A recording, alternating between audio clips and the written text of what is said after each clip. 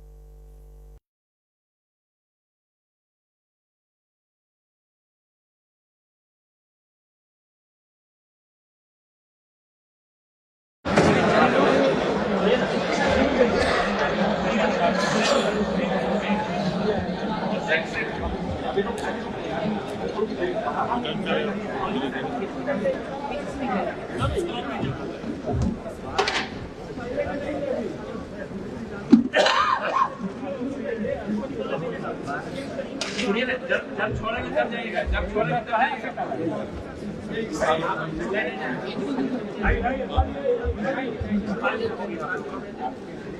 अभी तो नहीं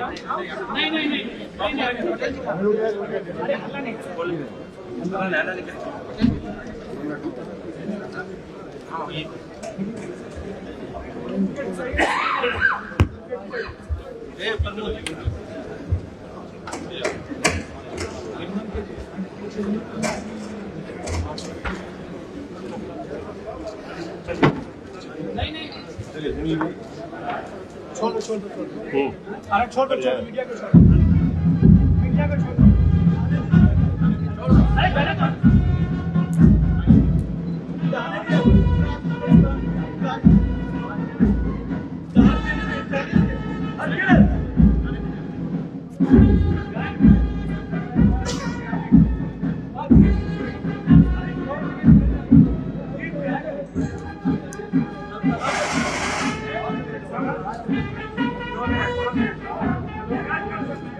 Thank you.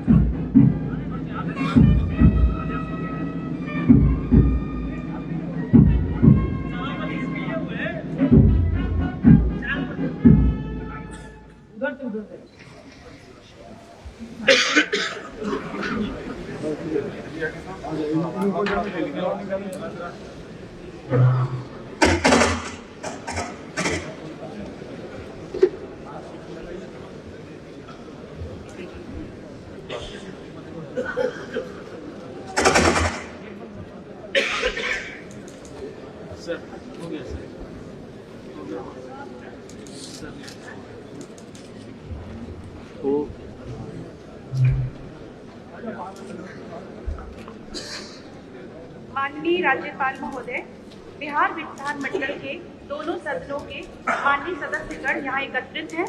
अतएव आपसे अनुरोध है कि कृपया अभिभाषण देने की कृपा की जाए।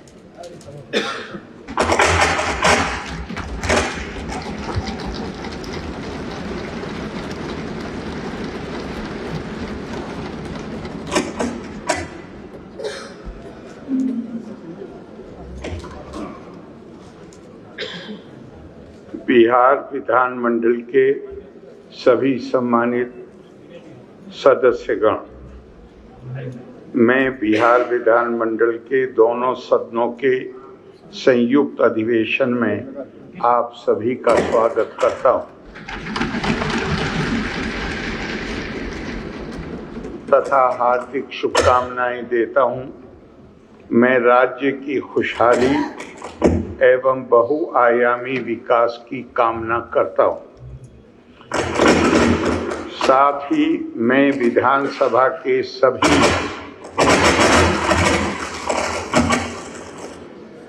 सभी नवनिर्वाचित सदस्यों को बधाई देता हूं। मुझे विश्वास है कि नवगठित बिहार विधानसभा का कार्यकाल बिहार को विकसित बनाने एवं जन जन तक खुशहाली लाने में अपनी रचनात्मक भूमिका निभाएगा। अभी हमारे यहाँ शांतिपूर्ण, स्वतंत्र तथा निष्पक्ष चुनाव हुए हैं। राज्य की जनता ने विकास के एजेंडे को स्वीकार करते हुए सरकार को व्यापक समर्थन दिया है।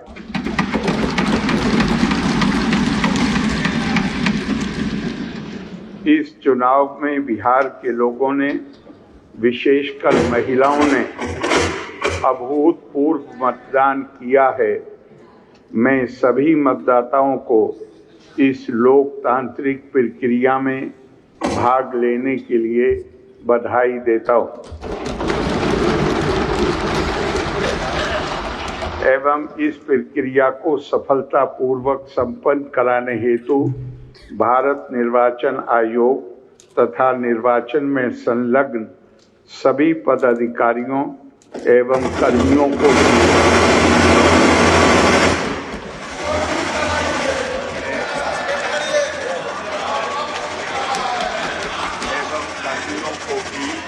धन्यवाद देता हूं।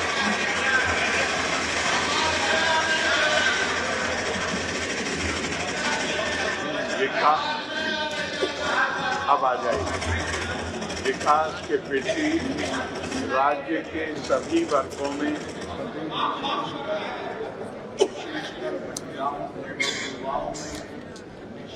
जागरूकता दिखाई दे रही है।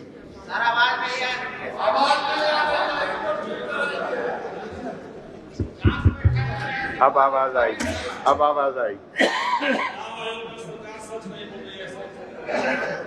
क्या सरकार द्वारा राज्य के विकास के लिए किए जा रहे प्रयासों के लिए आप सभी का सहयोग अपेक्षित है। 24 नवंबर 2005 को नई सरकार बनने के बाद राज्य में कानून का राज है तथा लगातार विकास का कार्य हो रहा है। राज्य सरकार ने हमेशा सुशासन एवं न्याय के साथ विकास पर जोर दिया है, जिसका अर्थ है सभी क्षेत्रों का, जिसका अर्थ है सभी क्षेत्रों का विकास एवं सभी वर्गों का उत्थान। शिक्षा,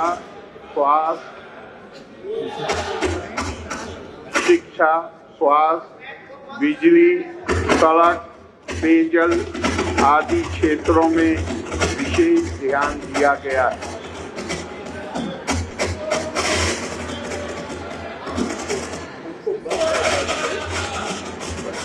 इसको बंद करवा दीजिए, मैं जोर से बोल लूंगा।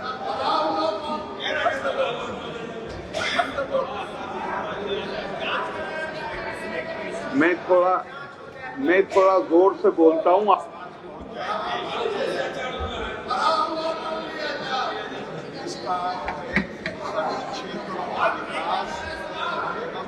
वर्गों का उत्थान।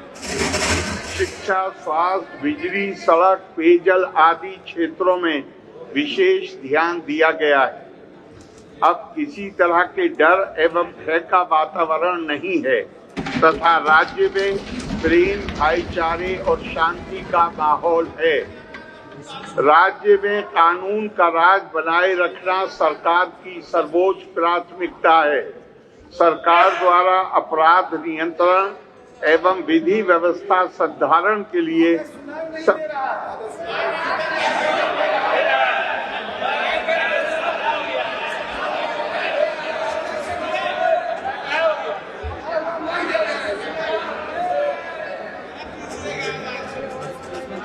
पुलिस के लिए वाहन एवं अन्य आवश्यक संसाधन उपलब्ध कराए जा रहे हैं। 24 नवंबर 2005 को नई सरकार बनने से पहले बिहार पुलिस में मात्र 42,481 पुलिसकर्मी कार्यरत थे। वर्ष 2006 से कानून व्यवस्था को और बेहतर करने के लिए पुलिस बल की संख्या में लगातार बढ़ोतरी की गई। अब राज्य में पुलिस बल की संख्या बढ़कर 1,26,000 हो गई है।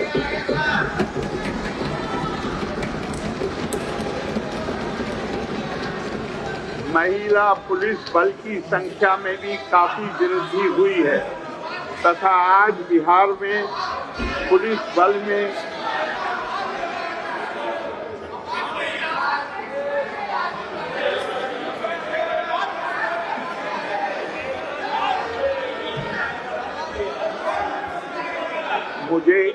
मुझे अपना संवैधानिक दायित्व पूरा करने दीजिए। अगर मैं आपको आश्वस्त करता हूं कि अगर शोर ना मचाया जाए तो मैं जोर से बोल के आप तक आवाज पहुंचा दूंगा।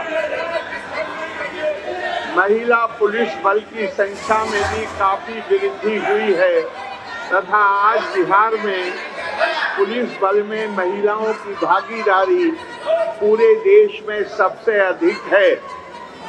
वर्ष 2023 में पुलिस बल की संख्या को बढ़ाकर 2,29,000 तय किया गया, जिस पर तेजी से नियुक्ति की जा रही है। विधि व्यवस्था को सुदृढ़ करने के लिए राज्य में बड़ी संख्या में नए थानों की स्थापना की गई है। पहले राज्य में कुल 814 थाने थे, इनकी संख्या अब बढ़कर 1380 हो गई है। आपातकालीन स्थिति से निपटने के लिए डायल 112 की इमरजेंसी सेवा प्रारंभ की गई है। इस व्यवस्था के अंतर्गत किसी भी प्रकार की आपातकालीन स्थिति जैसे अपराध की घटना, आग लगने की घटना, वाहन दुर्घटना की स्थिति में या महिलाओं, बच्चों एवं वरिष्ठ नागरिकों की सुरक्षा से संबंधित स्थिति में बिहार के किसी भी कोने में कोई भी पीड़ित व्यक्ति सहायता के लिए 112 नंबर पर निःशुल्क कॉल कर सकता है।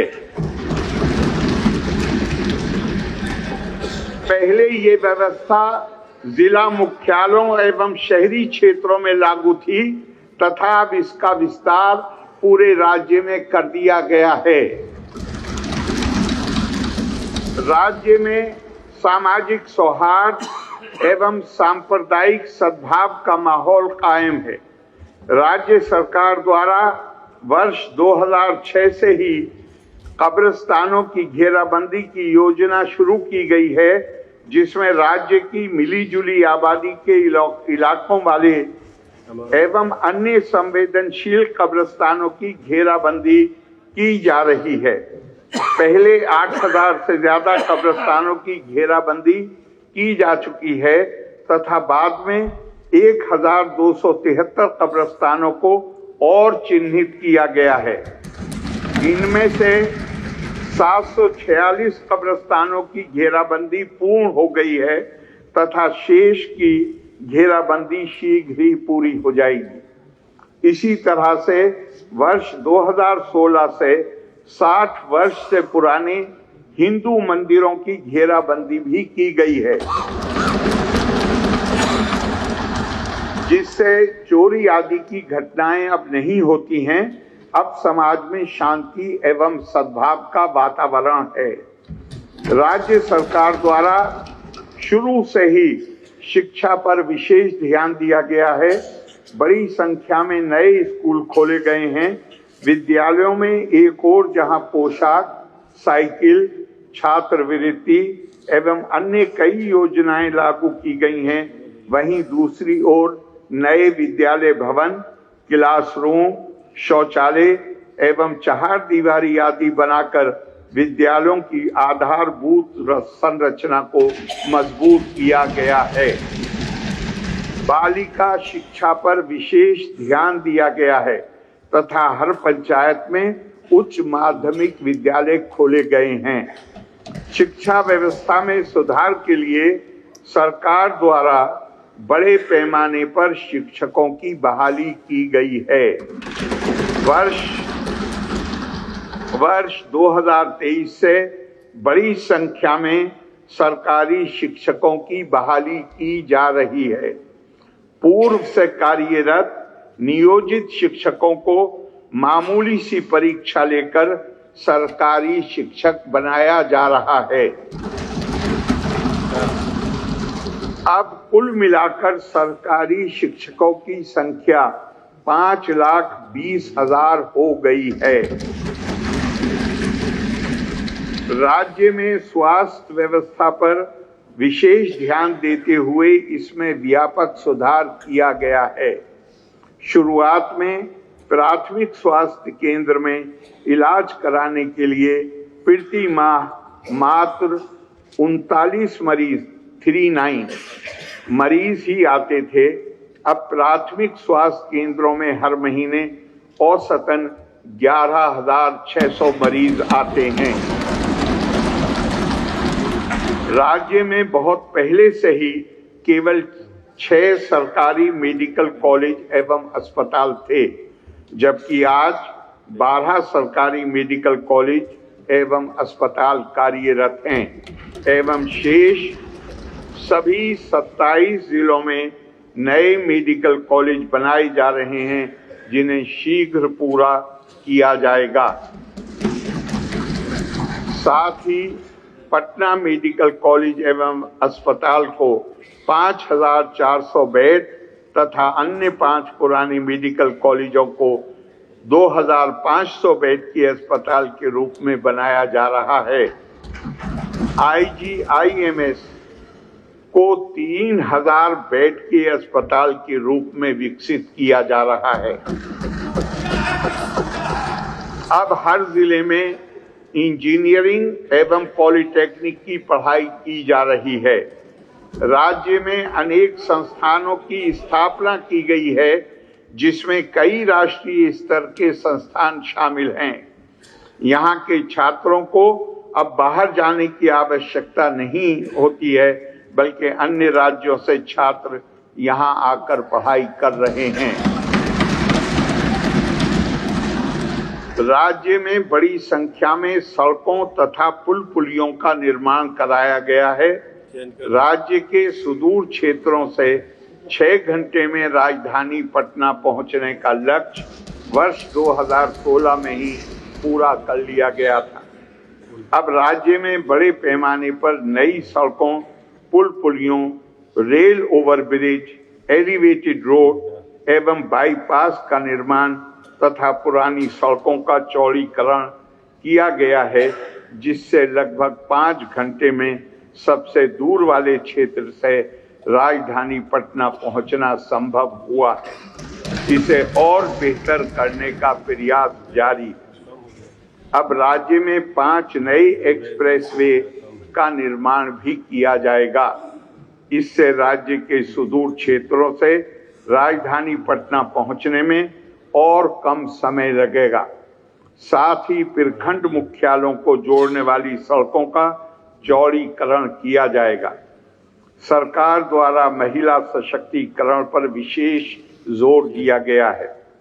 वर्ष 2006 में पंचायती राज संस्थाओं एवं वर्ष 2007 में नगर निकायों में महिलाओं को 50% आरक्षण दिया गया है। इन संस्थाओं के अब तक 4 चुनाव हो चुके हैं। वर्ष 2013 से पुलिस में महिलाओं के लिए 35% आरक्षण दिया गया तथा वर्ष 2016 से महिलाओं को सभी नौकरियों में 35% आरक्षण दिया जा रहा है। पहले बिहार में स्वयं सहायता समूहों की संख्या काफी कम थी। वर्ष 2006 में विश्व बैंक से कर्ज लेकर राज्य में स्वयं सहायता समूहों का गठन किया गया, जिसे जीविका नाम दिया गया। अब स्वयं सहायता समूहों की संख्या लगभग 11 लाख हो गई है, जिसमें जीविका दीदियों की संख्या 1,40,00,000 हो गई है। वर्ष 2024 से शहरी क्षेत्रों में भी स्वयं सहायता समूहों का गठन हो रहा है, जिनकी संख्या 41,000 से भी अधिक हो गई है तथा इनमें 4,34,000 से भी अधिक जीविका दीदियां हैं। ये काम तेजी से जारी है। वर्तमान में महिलाओं के लिए एक नई योजना मुख्यमंत्री महिला रोजगार योजना चल रही है, जिसके तहत हर घर की एक महिला को रोजगार के लिए 10,000 रुपये की दर से राशि दी जा रही है। अब तक 1,56,00,000 महिलाओं को ये राशि दी जा चुकी है। शीघ्र ही शेष महिलाओं को राशि दे दी जाएगी। इन महिलाओं को स्वयं सहायता समूहों के माध्यम से प्रशिक्षण भी दिया जाएगा। जिन महिलाओं का रोजगार अच्छा चलेगा, उन्हें 2 लाख रुपये तक की अतिरिक्त सहायता भी दी जाएगी।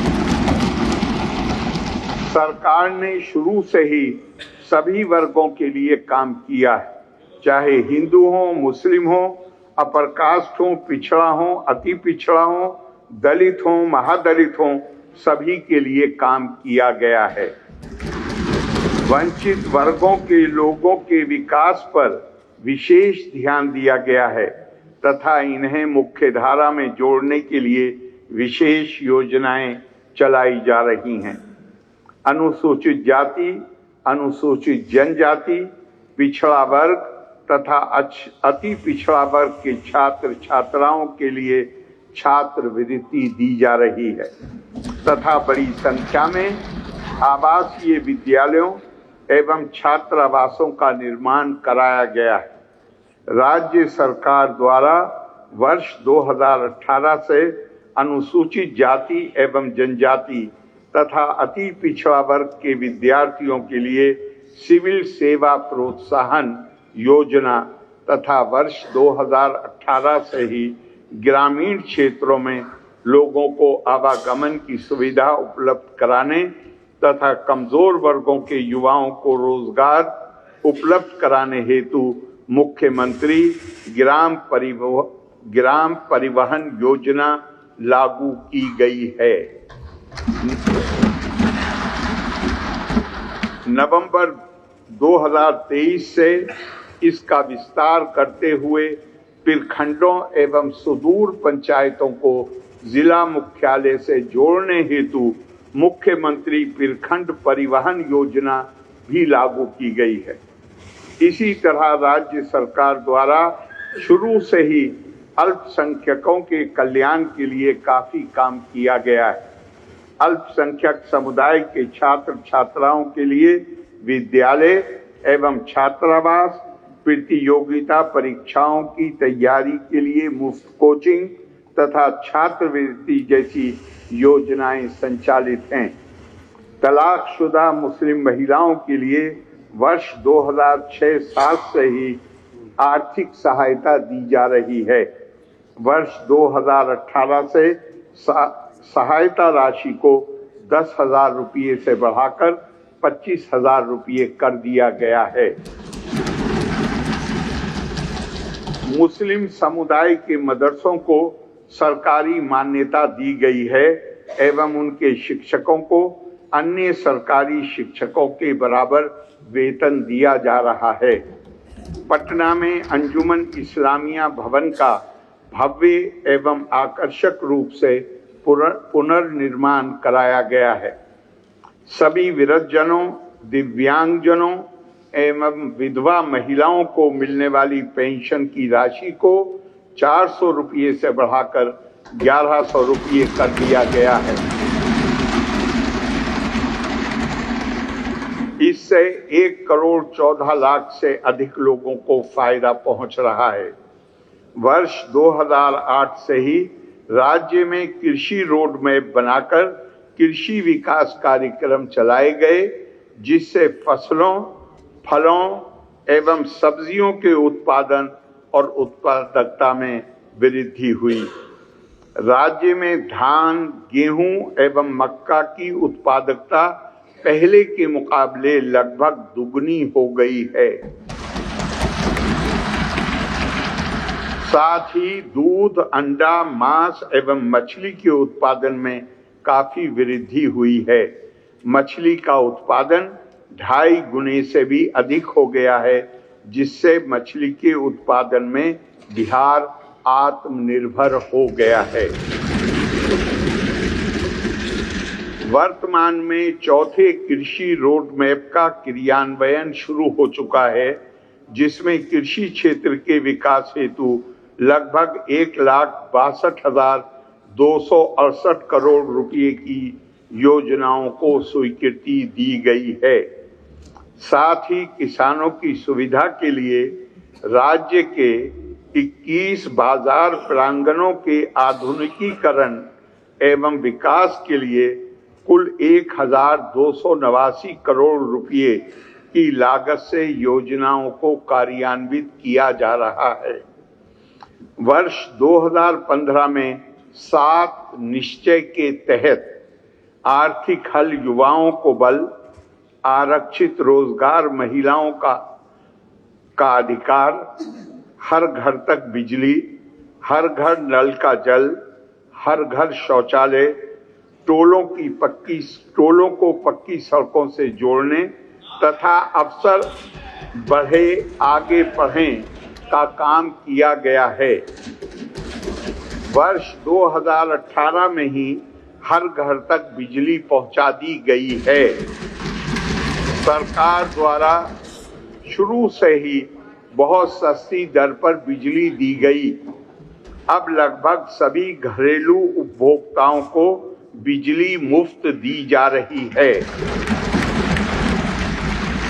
सरकार की तरफ से सभी इच्छुक लोगों के घरों पर सोलर पैनल भी लगाए जाएंगे। वर्ष 2020 से 7 निश्चय 2 के तहत युवा शक्ति बिहार की प्रगति, सशक्त महिला, सक्षम महिला, हर खेत तक सिंचाई का पानी, स्वच्छ गांव, समृद्ध गांव, स्वच्छ शहर, विकसित शहर, सुलभ संपर्कता तथा सबके लिए स्वास्थ्य सुविधा, सभी पर काफी काम हुआ है और जो भी काम बचे हैं वे शीघ्र ही पूरे हो जाएंगे। शुरू से ही सरकार का प्रयास रहा है कि युवाओं को ज्यादा से ज्यादा नौकरी एवं रोजगार के अवसर मिलें। वर्ष 2020 में 7 निश्चय 2 के तहत ही युवाओं के लिए 10 लाख नौकरी एवं 10 लाख रोजगार देना तय किया गया था। अब तक लगभग 10 लाख युवाओं को सरकारी नौकरी तथा 40 लाख लोगों को रोजगार दिया जा चुका है। दोनों को मिलाकर 50 लाख युवाओं को सरकारी नौकरी एवं रोजगार दे दिया गया है। अब अगले 5 वर्षों में 1 करोड़ युवाओं को नौकरी एवं रोजगार देने का लक्ष्य रखा गया है। इस पर अब तेजी से काम किया जाएगा। विकास कार्यों में जो कमी रह गई उसे पूरा करने के लिए वर्ष 2024 के दिसंबर एवं 2025 के जनवरी-फरवरी माह में प्रगति यात्रा के दौरान सभी जिलों के लिए कुल 430 नई योजनाओं की स्वीकृति दी गई है। इन सभी योजनाओं पर काम शुरू हो चुका है तथा इन सभी कार्यों को शीघ्र पूरा कर लिया जाएगा। बिहार के विकास में केंद्र सरकार का पूरा सहयोग मिल रहा है।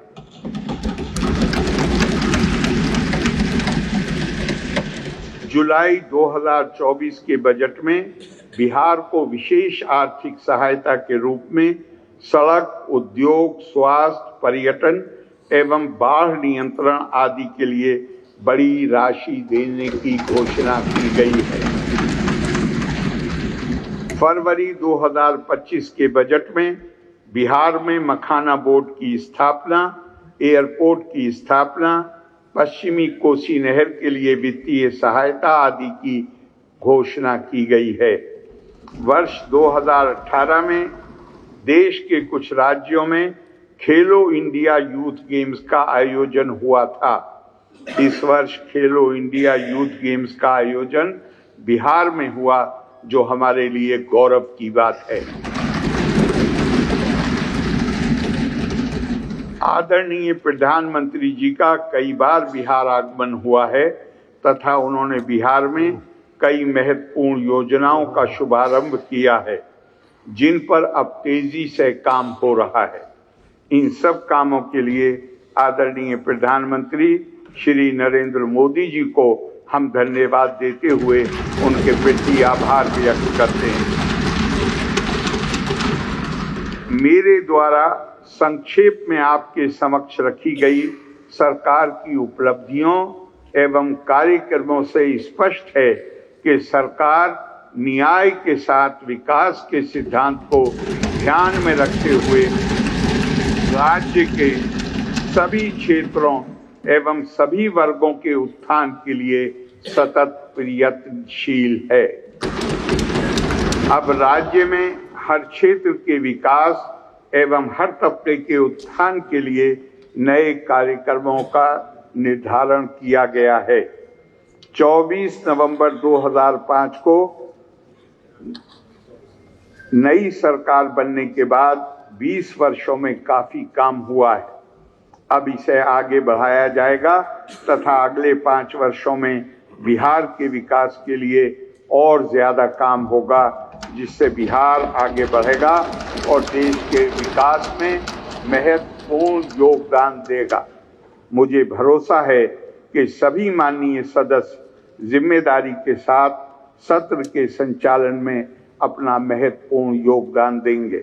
मुझे धैर्य एवं ध्यानपूर्वक सुनने के लिए आप सभी माननीय सदस्यों को धन्यवाद। जय हिंद।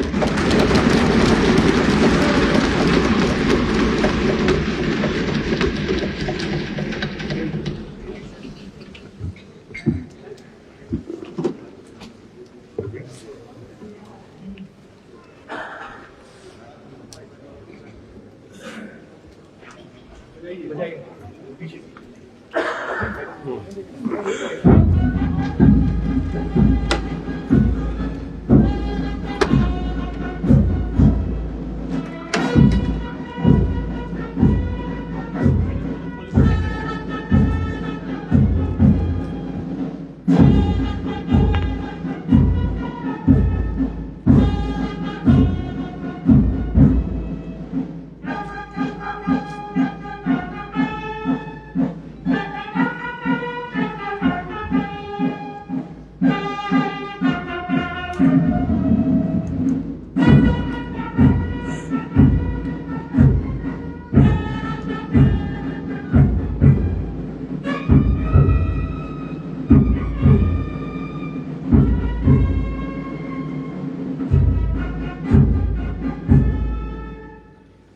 भारत माता की जय। माननीय राज्यपाल महोदय का अभिभाषण समाप्त हुआ।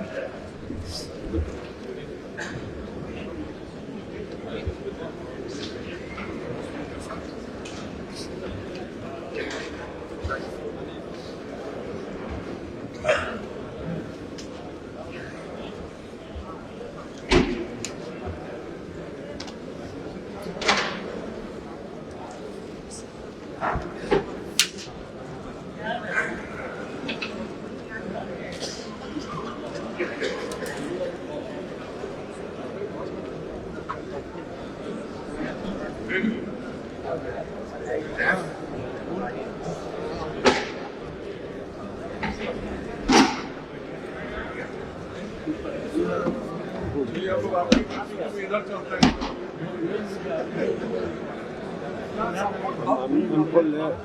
हमको ले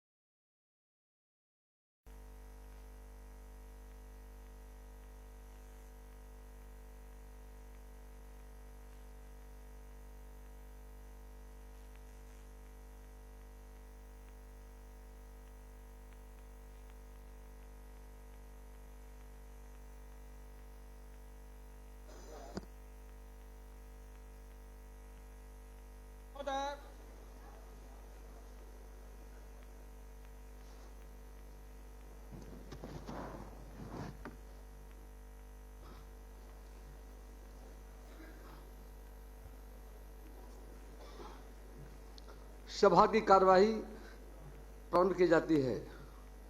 माननीय सदस्यगण, बिहार विधानसभा की प्रक्रिया कार्य संचालन नियमावली के नियम 2 के तहत माननीय मुख्यमंत्री श्री नीतीश कुमार को सदन नेता के रूप में मान्यता प्रदान की जाती है।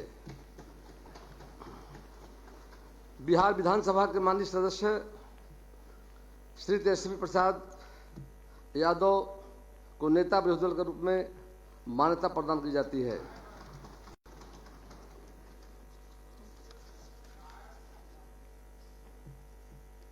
माननीय सदस्यगण, बिहार विधानसभा की प्रक्रिया तथा कार्य संचालन नियमावली के नियम 12(1) के अधीन मैं निम्न सदस्यों को अष्टादश बिहार विधानसभा के प्रथम सत्र के लिए अध्यासी से मनोनीत करता हूं। श्री राम नारायण मंडल सबीसा, श्री रत्नेश सदा शबीसा, श्री भाई वरिंदर शबीसा, मोहम्मद कमल होदा शबीसा, श्रीमती ज्योति देवी शबीसा। माननीय सदस्यगण, बिहार विधानसभा की प्रक्रिया तथा कार्य संचालन नियमावली के नियम 219(1) के अधीन में अष्टादश बिहार विधानसभा के प्रथम सत्र के लिए कार्य मंत्रणा समिति का गठन निम्न प्रकार करता हूं।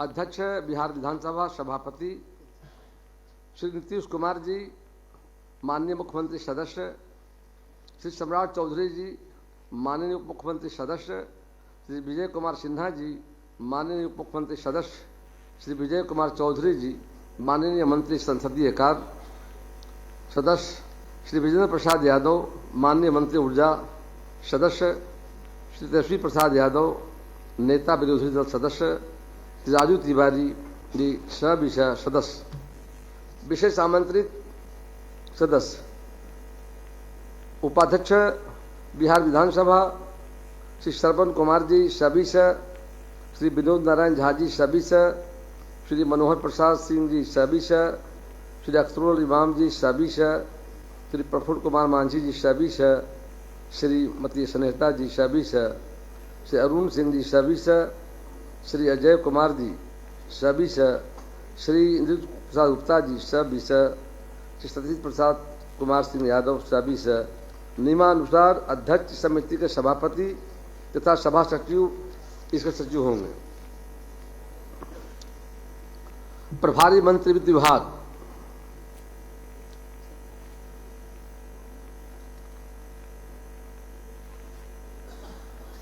महोदय,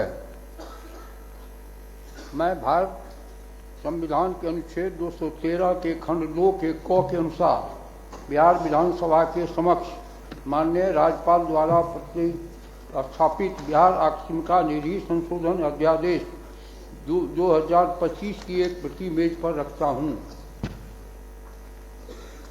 प्रभारी मंत्री नगर विकास एवं आवास विभाग भारत संविधान के अनुच्छेद 213 के खंड 2 क के अनुसार बिहार विधानसभा के समक्ष माननीय राज्यपाल द्वारा प्रख्यापित बिहार नगरपालिका संशोधन अध्यादेश 2025 की एक प्रति मेज पर रखता हूं। सभा सचिव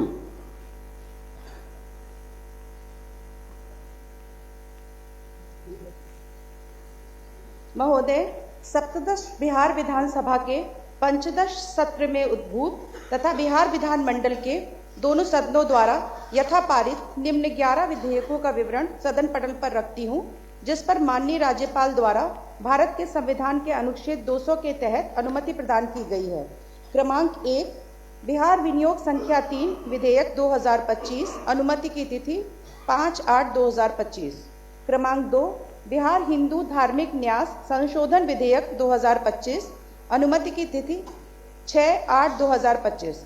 क्रमांक 3, बिहार विशेष सर्वेक्षण एवं बंदोबस्त संशोधन विधेयक 2025, अनुमति की तिथि 6/8/2025। क्रमांक 4, बिहार कृषि भूमि गैर कृषि प्रयोजनों के लिए संपरिवर्तन संशोधन विधेयक 2025, अनुमति की तिथि 6/8/2025। क्रमांक 5, बिहार भूमिगत पाइपलाइन भूमि में उपयोगकर्ता के अधिकार का अर्जन संशोधन विधेयक 2025, अनुमति की तिथि 6/8/2025। क्रमांक 6, बिहार माल और सेवा कर संशोधन विधेयक 2025, अनुमति की तिथि 7/8/2025।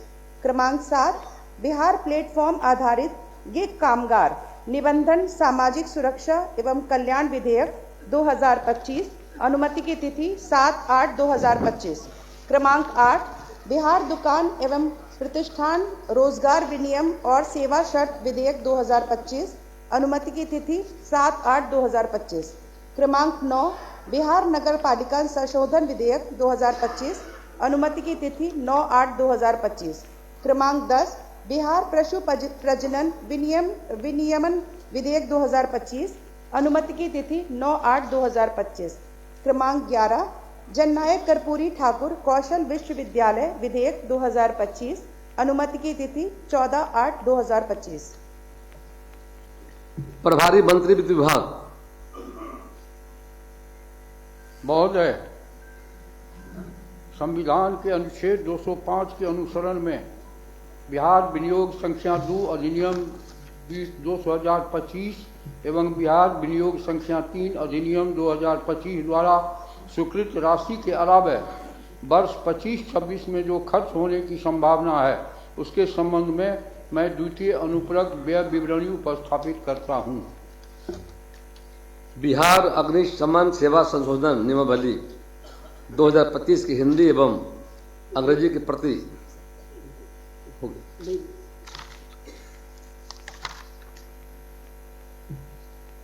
प्रभारी मंत्री गृह विभाग,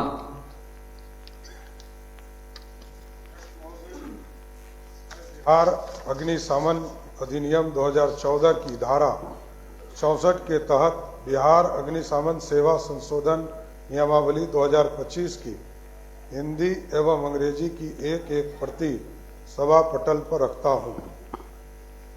बिहार अग्निशमन सेवा संशोधन नियमावली 2025 की हिंदी एवं अंग्रेजी की प्रति 14 दिनों तक सभा पटल पर रखी रहेगी। प्रभारी मंत्री राजस्व भूमि सुधार विभाग, अध्यक्ष महोदय, मैं बिहार अमीन संवर्ग नियमावली 2025 की एक प्रति सभा पटल पर रखता हूं। प्रभारी मंत्री संसदीय कार्य विभाग,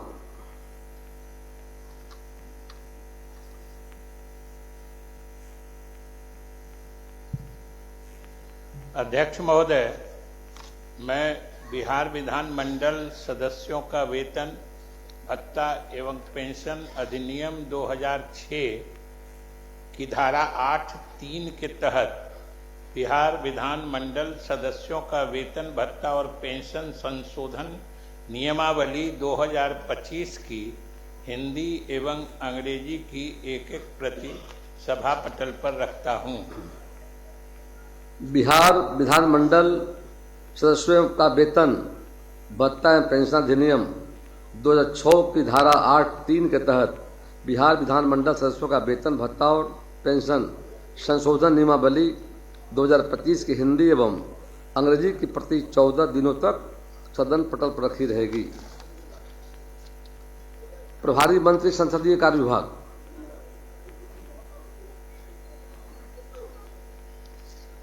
अध्यक्ष महोदय, मैं प्रस्ताव करता हूं कि बिहार राज्य के विभिन्न विश्वविद्यालयों के सेनेट की सदस्यता के लिए बिहार विधानसभा के 10-10 सदस्यों, जिनमें एक अनुसूचित जाति, एक अनुसूचित जनजाति एवं 3 अन्य पिछड़े वर्ग के हों। कृषि विश्वविद्यालयों के लिए 7-7 सदस्यों, बिहार राज्य होम्योपैथिक चिकित्सा बोर्ड के लिए 2 सदस्यों, राजकीय आयुर्वेदिक एवं यूनानी चिकित्सा परिषद के लिए 3 सदस्यों, बिहार भूमि आयोग के लिए 5 सदस्यों, बिहार राज्य मदरसा शिक्षा बोर्ड एवं बिहार राज्य संस्कृत शिक्षा बोर्ड के लिए 2-2 सदस्यों तथा निःशक्त व्यक्ति समान अवसर अधिकारों का संरक्षण एवं पूर्ण भागीदारी अधिनियम 1995 के तहत राज्य स्तरीय समन्वयक समिति के लिए 2 सदस्यों का जो निर्वाचन होना है, उन नियमों को शिथिल करते हुए यह सदन अध्यक्ष बिहार विधानसभा को उन सदस्यों को मनोनीत करने के लिए प्राधिकृत करे। प्रश्न यह है कि बिहार राज्य के विभिन्न विश्वविद्यालयों के सीनेट की सदस्यता के लिए बिहार विधानसभा के 10-10 सदस्यों, जिनमें एक अनुसूचित जाति, एक अनुसूचित जनजाति एवं 3 पिछड़े वर्ग के हों। कृषि विश्वविद्यालयों के लिए 7 सदस्यों, बिहार राज्य होम्योपैथिक चिकित्सा बोर्ड के 2 सदस्य, राजकीय आयुर्वेदिक एवं यूनानी चिकित्सा परिषद के लिए 3 सदस्यों, बिहार भूमि आयोग के लिए 5 सदस्यों, बिहार राज्य मदरसा शिक्षा बोर्ड एवं बिहार राज्य संस्कृत शिक्षा बोर्ड के लिए 2-2 सदस्यों तथा निःशक्त व्यक्ति समान अवसर अधिकारों का संरक्षण एवं पूर्ण भागीदारी अधिनियम 1995 के तहत राज्य स्तरीय समन्वयक समिति के लिए 2 सदस्यों का जो निर्वाचन होना है, उसके नियमों को शिथिल करते हुए यह सदन अध्यक्ष बिहार विधानसभा को उन सदस्यों को मनोनीत करने के लिए प्राधिकृत करे। जो प्रस्ताव के पक्ष में है वो वे हाँ कहें, जो इसके विपक्ष में है वो ना कहें। मैं समझता हूं कि पक्ष में बहुमत है, पक्ष में बहुमत है, हाँ पक्ष में बहुमत है, यह प्रस्ताव स्वीकृत हुआ। प्रभारी मंत्री उद्योग विभाग, अध्यक्ष महोदय, मैं the Bihar industrial area development authority financial service and technical regulations 2007 The IDA Financial Service and Technical Regulations 2007, Bihar उद्योग विस्तार पदाधिकारी संवर्ग नियमावली 2015, जिला उद्योग केंद्र आशु लिपिक संवर्ग नियमावली 2007, बिहार उद्योग क्षेत्रीय लिपिकीय संवर्ग नियमावली 2007, बिहार उद्योग सेवा संवर्ग संशोधन नियमावली 2013, बिहार रेशम तकनीकी अधीनस्थ संवर्ग नियमावली 2015, बिहार उद्योग हस्तकरघा एवं रेशम क्षेत्रीय लिपिक भर्ती एवं सेवा शर्त नियमावली 2015, बिहार हस्तकरघा तकनीकी अधीनस्थ संवर्ग नियमावली 2015 एवं बिहार औद्योगिक निवेश प्रोत्साहन नियमावली 2016 की एक प्रति सदन पटल पर रखता हूं। माननीय सदस्यगण, कतिपय जननायकों के निधन की सूचना मिली है, जिनके बारे में शोक प्रकट करना हमारा कर्तव्य है। स्वर्गीय श्री चंद्र सिंह, बिहार विधानसभा के पूर्व सदस्य श्री चंद्र सिंह का निधन दिनांक 27 जुलाई 2025 को हो गया। निधन के समय उनकी आयु लगभग 83 वर्ष की थी। स्वर्गीय सिंह गया जिला के इमामगंज विधानसभा निर्वाचन क्षेत्र से वर्ष 1980 एवं 1985 में बिहार विधानसभा के सदस्य निर्वाचित हुए थे। वे मिलनसार एवं मृदुभाषी व्यक्ति थे। हम उनके निधन से दुखी हैं। ईश्वर दिवंगत आत्मा को शांति एवं शोक संतप्त परिवार को दुख सहन करने की शक्ति प्रदान करें। स्वर्गीय शिबू सोरेन, बिहार विधानसभा के पूर्व सदस्य श्री शिबू सोरेन का निधन दिनांक 4 अगस्त 2025 को हो गया। निधन के समय उनकी आयु लगभग 81 वर्ष की थी।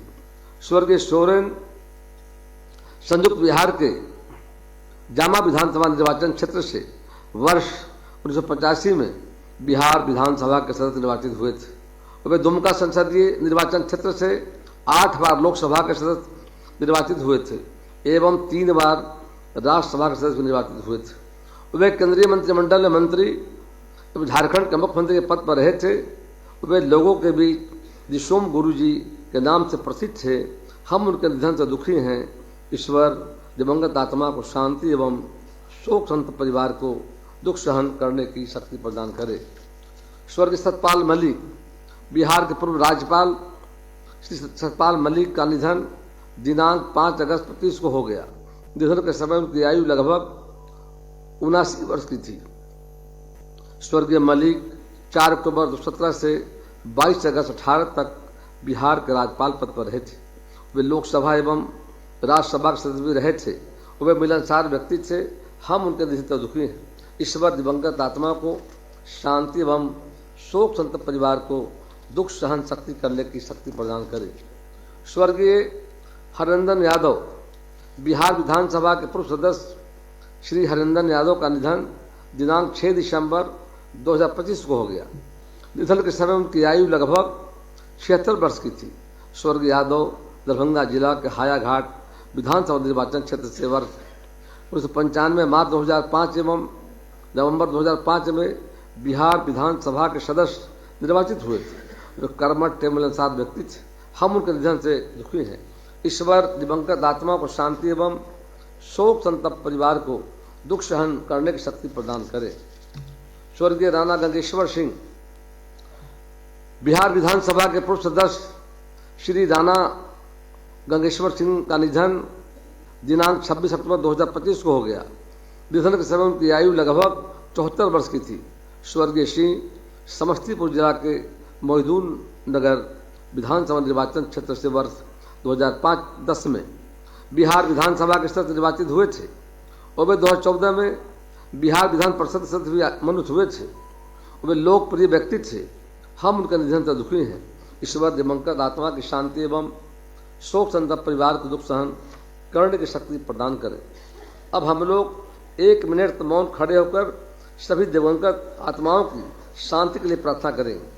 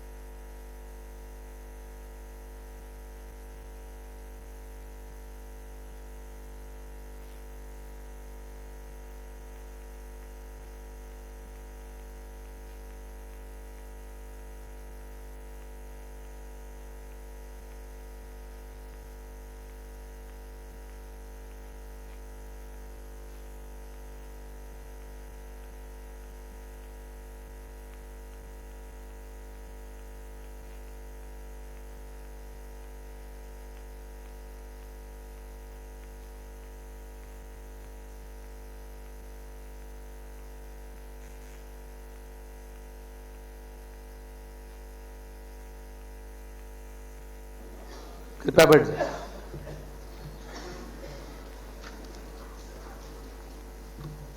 मैं अपनी तथा संपूर्ण सदन की ओर से शोक संतप्त परिवार के पास संदेश भिजवा दूंगा।